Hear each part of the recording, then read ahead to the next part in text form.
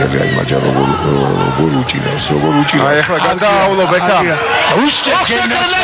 ბრავო ოჩახ ბრავო ვილოცავთ ეს არის აშღერდება ესე ოჩახ ბრავო მაინც გააკეთა ის რაც საჭირო იყო ამის შემდეგ დაიჭირა უკვე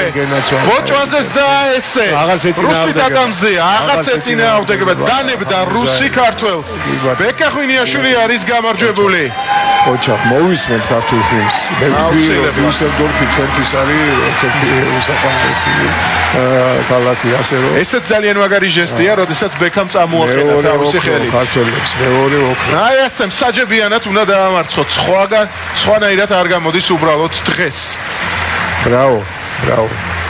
ულოცავ ბექას აი ძალიან საჭირო იყო ეს ყველაზე ლამაზი გდება გამოვიდა რაღაც ისეთ კომპლექსურად შევიდა და შემდეგ გადაატარა ყველა და ყველაფერი